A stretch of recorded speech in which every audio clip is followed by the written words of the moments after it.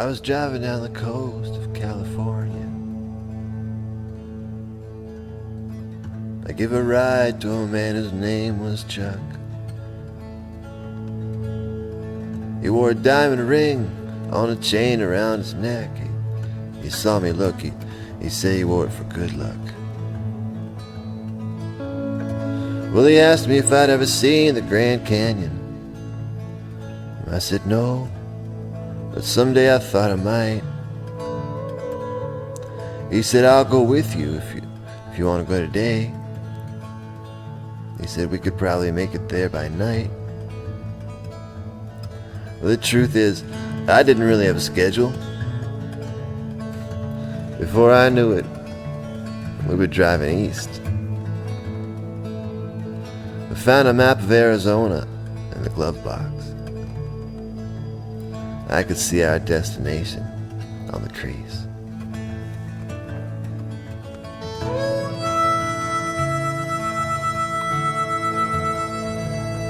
He laughed and said, I wonder why it's called a glove box. In all my years, I'd never seen a glove. I said, I guess nobody really needs them anymore. He said, you could say the same thing about love.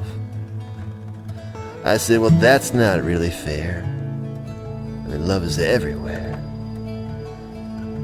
He said, maybe so, but not the kind I used to know. I said, well, what's around today is the only thing I've got. And it's okay with me, if you don't mind me saying so.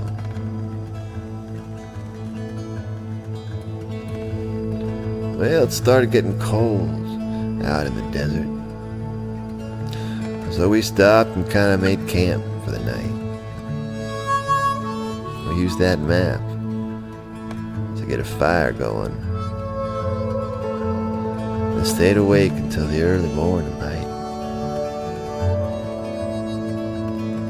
We counted every star up in the heavens. You know, after a while, counting stars is tough.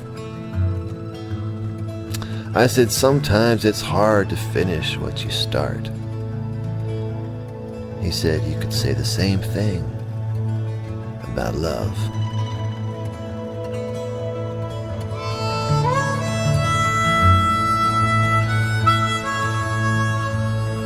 His favorite star was one he called Natasha.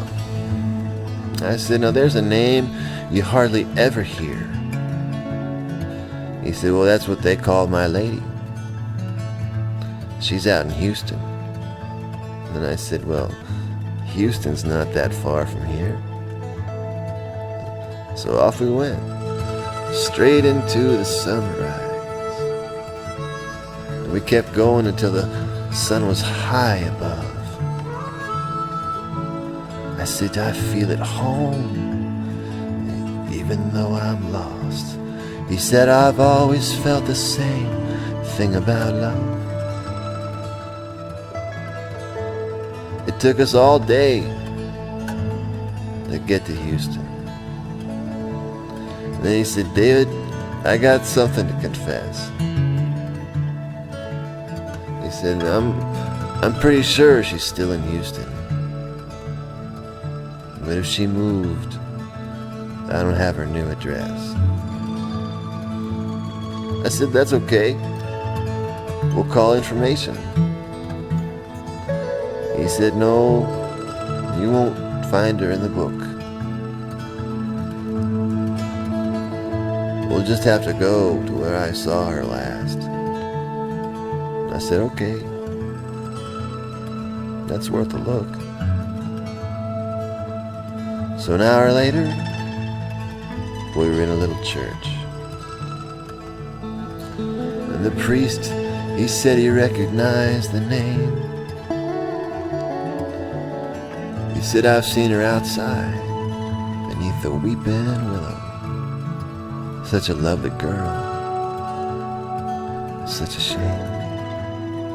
Well, I bolted out the back door. Chuck followed real slow.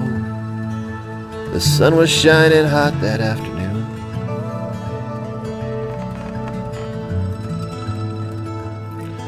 there beneath the willow, a single granite stone, it read, "Sweet Natasha, I'll see you soon."